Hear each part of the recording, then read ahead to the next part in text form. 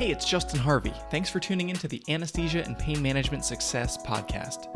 With APM Success, we take a close look at important topics pertaining to business, practice management, personal finance, and careers for anesthesiologists and pain management physicians. We work hard to take your critical questions straight to the experts. Thanks for listening. Hello, welcome to episode 69 of APM Success. I'm your host, Justin Harvey.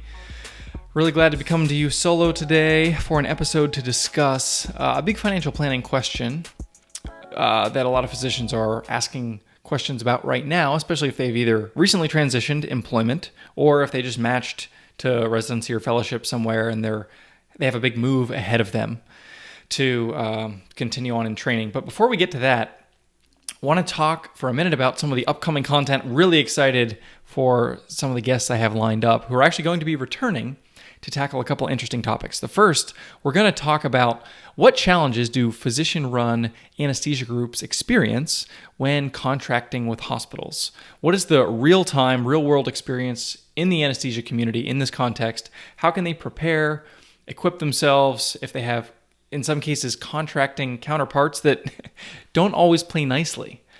Because the reality is anesthesia billing is complex. Not only the billing itself, but also how it interacts with, in this case, it's public health crises. And there's often a subsidy attached to that, meaning a hospital needs to pay above and beyond what the anesthesia services are bringing in some cases, in order to secure the services of the anesthesia company, just because anesthesia is a very poorly reimbursed specialty. But bottom line here is there's complexity that goes into this, and it can create problems for anesthesia companies who are trying to contract with hospitals. And I want to unpack that. The second thing, I'm so excited about this one, talking about private equity buying anesthesia practices and how COVID has impacted this. So it's no secret that anesthesia specifically has been an area of keen interest for private equity. And I'm going to talk about, with an upcoming special guest, what is private equity? What does it mean that they have been historically very interested in acquiring anesthesia practices? What has happened this year as a result of COVID? And what can we expect in the future?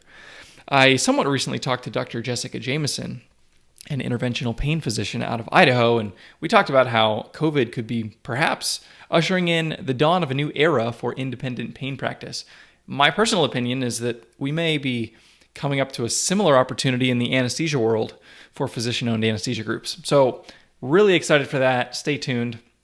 But today, what we're going to be talking about is home buying principles and wisdom for physicians who are in transition. This is something that's going to impact my own family in the not too distant future. And I've had many clients who have been impacted by this in recent months. Medical training by nature bounces you around to different programs, different parts of the country. And you may do residency somewhere and then fellowship somewhere else. And both of those places may be different from either the place you grew up or the place you want to ultimately land. Post-training, you obviously want to be somewhere where you can probably put roots down, establish some longer-term relationships, maybe move closer to family. And there's a home purchase decision that is embedded in all of these career transitions. So today we're going to talk about some of the important things to think about in terms of just logistics as well as the math of how do you assess when is the right time to buy a home and how much should you pay. I want to tackle the cost question first. Home purchase is one of these really big things. There's that example of like in your life, you got a jar and you got 2 or 3 big rocks and you got to choose the big ones that you can put in, and there's only room for 2 or 3 things personally. Now, your financial life is the same way. If you're going to make big financial decisions and big expenditures, there's really only a couple big expenditures you can make before you run out of room in your jar. And a home purchase is definitely one of these big rocks. So it's important to be very thoughtful in thinking about across the landscape of my financial affairs with all of the decisions I'm making, thinking about how much money I'm going to make, how much taxes I'm going to pay, what my other goals are, what my values are for my family, how much home can I afford to buy? And so there's a couple tests, a couple rules of thumb that I want to mention and unpack a little bit. Now, these are just that, rules of thumb, and let me take this opportunity to say that nothing that follows should be construed as personal financial advice. you should talk to a qualified financial planner who knows your situation and your family intimately to be able to advise in a customized way to help you assess home affordability. But 2 rules of thumb to get you started. The first is 2 times gross income. And the second is 20 to 25% of your net take-home pay going towards your mortgage. That is principal, interest, taxes, and insurance.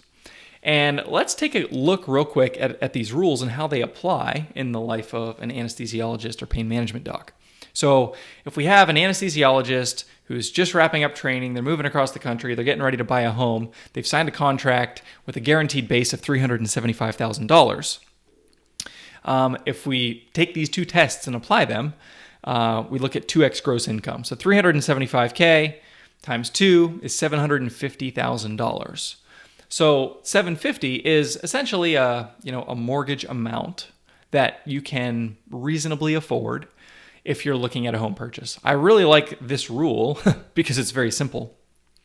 And I also really like this because it maps on pretty nicely to if you wanted to do a 0% physician loan. Now, this is beyond the scope of today's discussion, and I don't necessarily recommend this. This point especially is important to talk to a good financial planner to help you evaluate how much money do I need to put down, what are the risks associated with a small down payment. But if you wanted to take on a home purchase of this amount and you said, you know what, I think a physician loan could be right for me.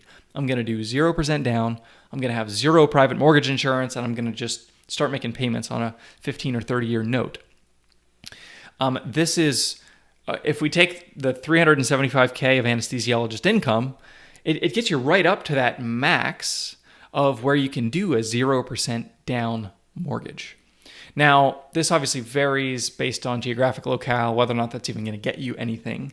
But this is a good starting point to say $750, that can get me a house where I can put no money down, and it's roughly 2 times my gross income if you're earning in that $350 to $400K range. And this can be just a great starting point. If we look at another example, instead of a 1-earner household, maybe we have 2 earners. We've got a physician plus another professional, collective income of $500,000. That takes our mortgage amount on a purchase up to $1 million.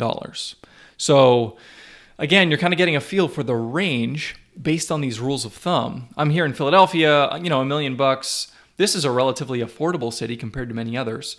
$1 million in some places doesn't go very far. Now, interestingly, we've seen significant disruption in real estate markets, some of the more expensive ones, because a lot of the reason that people have lived there has been to be closer to their company, to enjoy a higher paying job. But obviously, some of those big expensive cities are seeing a lot of people move out, and vacancies are going up in some of the higher end apartments, and the home purchase amounts are sort of all out of whack right now. We're sort of waiting to see what stabilization could look like. But the bottom line is, again, to give you a starting point to say how much home can I afford based on this 2x gross income for your mortgage amount type of threshold, this is what we're looking at.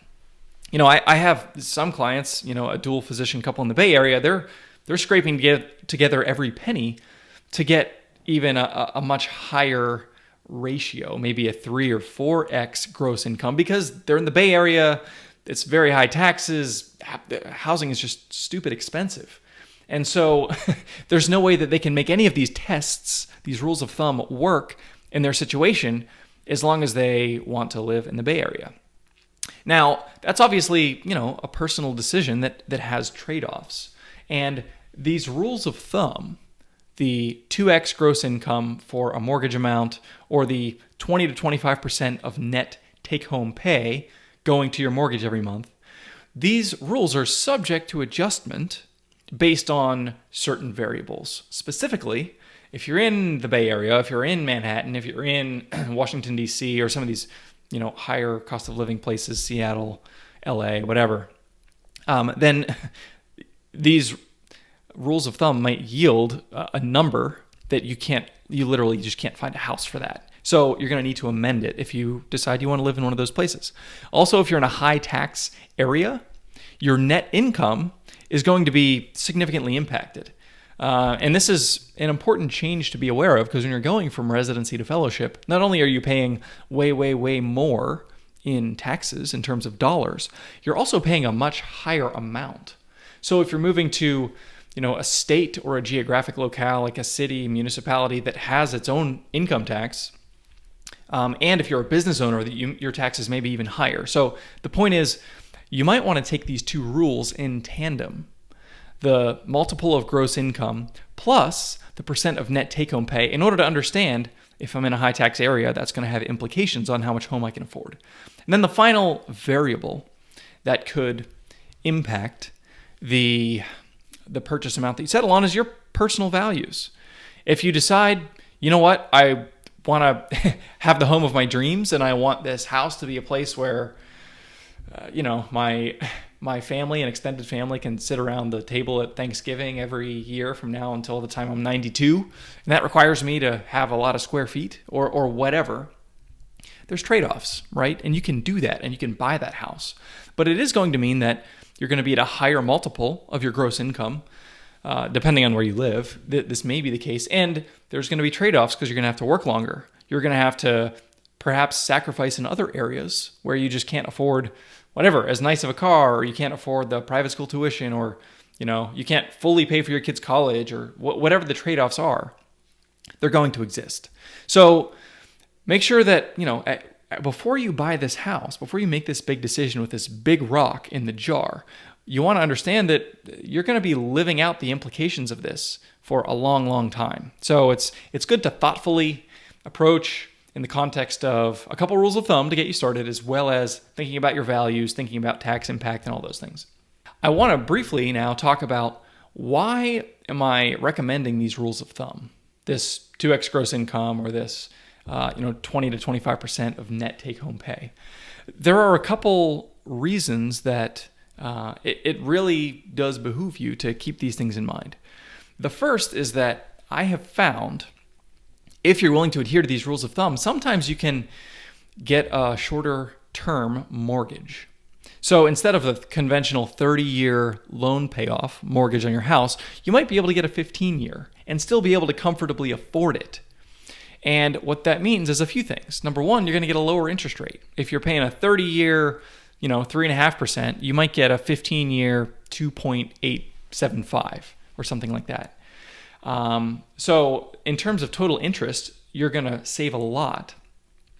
A lot of the reason for that savings is because the second 15 years of the mortgage just disappears. If you do a 15-year versus a 30-year, you're only making payments for 15 years, and then the interest payments that would have been made for the second half of that mortgage totally disappear. Now, I don't want to get too much into numbers, because obviously you can't see them, because this is just me talking to you. But suffice it to say, there's a significant, real, tangible, like money in the bank type of benefit of getting a shorter term mortgage.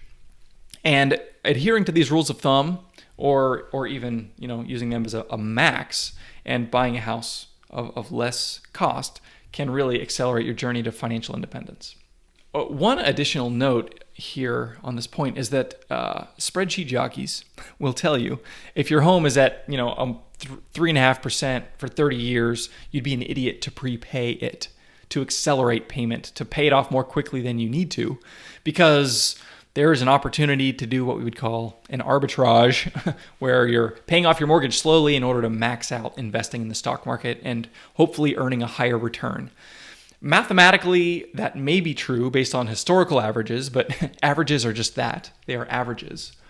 And any given actual time frame, that relationship may not hold. And what I have found for myself personally and many clients is that this is one area, the mortgage amount on your primary residence, this is one area where math needs to be held in conjunction with the rules of human psychology and behavioral finance. And there's just some intangible benefit that can't be fully expressed in mathematical terms that makes it really, really nice to own your house outright, to not have a mortgage at all.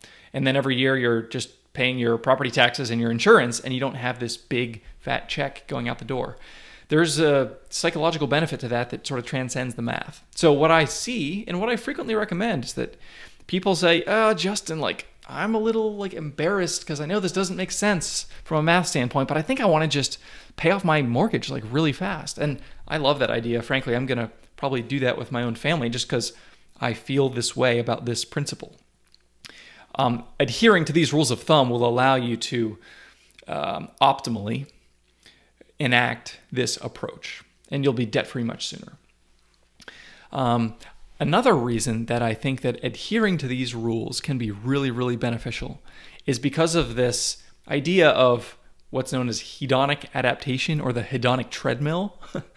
And we talked about this a little bit way, way back in episode 9, where I talked with Dr. Daniel Crosby, who's a behavioral psychologist turned financial expert, and he takes ideas of human behavioral economics and behavioral finance and the science around that, and he applies it to personal finances. And what I discovered when I talked with Dr. Crosby, a few things. The first is that studies have shown, in terms of income, this is pretty well known, that dollars that you earn above $75K don't reliably make you a happier person. You're either happy or not happy, making more than that, but it doesn't have to do with your income. Somebody who makes $1 million a year isn't reliably, statistically happier than somebody who makes $100K a year. And I have a hypothesis that there is a real estate corollary to this. And this is one of these things that goes into the category of, I can't prove it with a white paper, but I just really think that this is the way that it works. Is that no matter, how much you spend on a house, there's a certain threshold above which your house isn't going to make you happier. Obviously, you need a roof over your head. You want it to be a nice place with, a few of the non-negotiables that you and perhaps your spouse think about when you think of a domicile that you're going to exist in for years to come. But whenever you layer on cost and cost and cost and get more and more exclusive, and you get higher property taxes and you get higher maintenance fees and all that, my hypothesis is that because of this idea of hedonic adaptation, you get used to it. You get used to the $1 million or the $2 million or the $3 million house, and you don't like it better than you would if you lived in $1 million or a $750,000 or a $500,000 house over time. Because, as Dr. Crosby explained, at the end of the day, your house is, the place where you're with people you care about. It's the place where you do your laundry and lay your head and have dinner, and it's a lot more than just the economic cost. You're not as attuned to the economic cost over time. So bottom line on this is that the ideas of hedonic adaptation are important to keep in mind as you're thinking about a home purchase.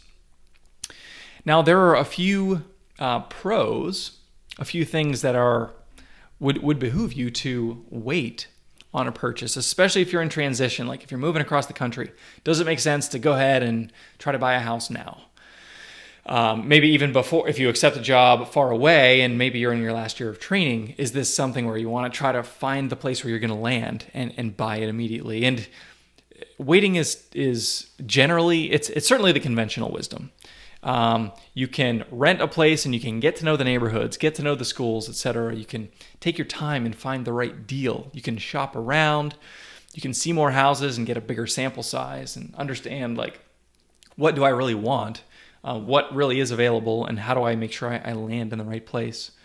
And you're going to get a feel for the market pricing, and you'll be able to identify a good deal when you see one. Another reason that it makes sense to wait if you're moving across the country, you never know when a job isn't going to work out. And especially if it's your first job out of training, maybe you're moving into a different practice model. If you've been in academics, your whole career up to this point, and you're going into a private practice setting, you think probably what private practice is, and hopefully you're right, and hopefully you love it, and hopefully it's the last place you'll ever work, but statistically it probably isn't. And so if things don't work out, or if COVID hits and your practice has to downsize, or there's an RFP and you lose a contract, or if the geography is dominated by one company that has a big non-compete footprint and you either lose your job or have to leave, you might need to leave this city altogether. And it would be better to rent at the outset and really flesh out some of these ideas and make sure that things are as they appear. And in addition to the fact that obviously if you're going to wait for a year or two, you can save up for a down payment. even if you might not need it because of the doctor loan, it still does limit some financial risk to be able to put money down. This is obviously, a big and important decision. It's annoying to have to move twice. So if you're moving somewhere far away, to rent a place for a year, there's definitely a drawback to that. But you're going to have to sort of weigh the pros and cons and see what's right for you, keeping all these things in mind. Couple just things in parting.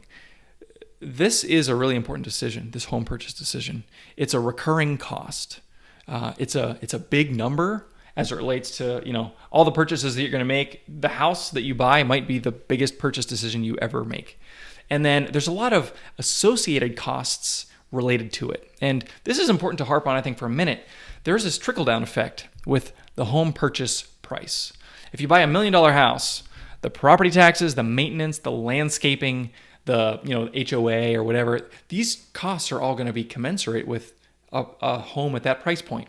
Same as if it's a $2 million or a $3 million house. All these associated costs, not just the mortgage, but everything else, are going to be commensurate with that purchase price. Whereas if it's $750,000 or $500,000 or $300,000, all these costs are much less significant. And I can tell you, as somebody who was landscaping for 8 or 9 years before my career began as a financial planner, landscaping is expensive. Get a couple big trees taken down, or get some hardscaping done, or have a wall put in.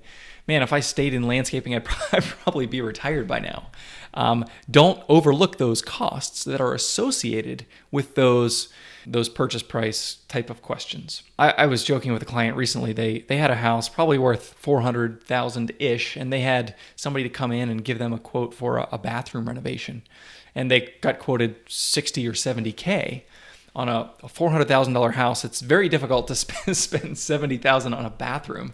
And we were joking about the doctor discount. Whenever people, unfortunately, when people find out you're a physician, you can just 2x the price. It's a joke and kind of funny, but also not funny. This is a reality you're going to have to deal with. And if you have a big house in an exclusive neighborhood, just be prepared. And obviously if it's worth it to you, then it's worth it, but be prepared for that doctor discount where you take the normal price and multiply it by 1.5 or 2 in order to get these services, because they're going to have a significant impact on the amount of money that you can save and the amount of money you can put towards your other goals. And I think as we wrap up, this is just the thing I want to leave you with is a home purchase decision. It's a really exciting decision. It's something that should be made thoughtfully over time, and also in the context of your other goals, in the context of your values. You want to step out into this big decision knowing that the house I'm buying, the price range in which I'm looking, the amount of money I'm going to be spending on an ongoing basis, it fits. It fits myself, my family, it fits our goals, our values, it fits our lifestyle, it fits the way that we envision our future unfolding. It fits the flexibility that we want. It fits the amount of time I want to work until I'm financially independent. It aligns with those other goals. And then when the time comes, you can dive in, you can buy that house, whether it's right out of training or whether you wait a couple of years, you can step out into that knowing that you've really kicked the tires on this decision. So that's all I've got for this week. As always, thank you for tuning in. If you liked what you heard this week, head on over to apmsuccess.com, where you can find more content and free resources to help you build a successful career in anesthesia and pain management. If you wanted to leave a review in iTunes, I'd also really appreciate it. Thanks for using some of your valuable time to join me today on APM Success.